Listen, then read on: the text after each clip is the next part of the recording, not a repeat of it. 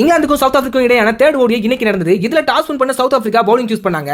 But ஏன்டா bowling choose பண்ணுன்ற அளவுக்கு பாத்தீங்கன்னா இங்கிலாந்து அவங்கள வச்சு செஞ்சுட்டாங்க. ஓப்பனிங் பேட் பண்ண ஜேம்ஸ் ஸ்மித் T20 மாதிரி இந்த மேட்சை பாத்தீங்கன்னா கிளிகிளின்னு கிழிச்சாரு. 48 பந்துகள் 62 ரன்கள் சேர்த்தாரு. டக்கெட் 31 ரன்கள் அவுட் ஆக அதுக்கப்புறம் ஜோடி சேர்ந்த ரூட் அண்ட் ஜாக்கப் பெத்தல் வேற லெவல்ல ஒரு பெர்ஃபார்மன்ஸ் காட்டினாங்க. என்ன பண்ணியுமே இந்த விக்கெட்டை பிரிக்கவே முடியல. சவுத் ஆப்பிரிக்கா படாத பாடுபட்டாங்க. தன்னோட எக்ஸ்பீரியன்ஸோட சூப்பரான ரூட் 100 அடிச்சு அவுட் ஆனாரு. இளம் வீரரான ஜாக்கப் பெத்தலும் 82 பந்துகள் 110 ரன்கள் அடிச்சாரு. இதுல 3 சிக்ஸர்ஸும் 13 ஃபோர்ஸும் அடக்கம். ஹாரி ப்ரூக் வந்த வேகத்திலே 3 ரன்கள் வெளியேற அதுக்கப்புறம் வந்து ஜோஸ் பட்லர் ருத்ரதாண்டவம் ஆனாரு. 32 பந்துகள் 62 ரன்கள் விளாசினாரு. வில் ஜாக்சன் 8 பந்துகள்ல 19 ரன்கள் அடிச்சாரு. இவரோட ஸ்ட்ரைக் ரேட் மட்டுமே 237. இறுதியில் 50 ஓவரோட முடிவுல 414 ரன்கள் அடிச்சாங்க. 5 விக்கெட் இழப்புக்கு. சவுத் ஆப்பிரிக்கா தரப்புல கேஷவ் மகாராஜன் போஷ் மட்டும் 2 விக்கெட்களை வீழ்த்தினாங்க. இமாலய டார்கெட் சேஸ் பண்ணி ஆட ஆரம்பிச்ச சவுத் ஆப்பிரிக்காக்கு ஏமாற்றம் தான் மிஞ்சிச்சு. கார்பின் போஷ் மட்டுமே அதிகபட்சமா 20 ரன்கள் அடிச்சாரு. மற்ற வீரர்கள் யாருமே பிரகாசிக்கல. சொற்ப ரன்களே விக்கெட் கொடுத்தாங்க. இங்கிலாந்தோட பந்து வீச்சை சமாளிக்க முடியாம 21வது ஓவரோட கடைசி பந்துல கடைசி விக்கெட்ல இருந்து பாத்தீங்கன்னா 70 ரன்கள் மட்டும் தான் அடிச்சாங்க. இதன் மூலமா 342 ரன்கள் வித்தியாசத்துல ஒரு இமாலய வெற்றி பெற்றது இங்கிலாந்து. என்னதான் சவுத் ஆப்பிரிக்கா இந்த தொடரை கைப்பற்றினாலுமே இது ஒரு படுதோல்வி அமைஞ்சிருக்கிறது மறக்க முடியாத ஒரு உண்மை. இந்த மேட்ச்ல உங்களோட ஃபேவரட் பெர்ஃபார்மன்ஸ் என்ன சொல்லிட்டு கமெண்ட் பண்ணி நம்ம சேனலை சப்ஸ்கிரைப் பண்ணிக்கங்க.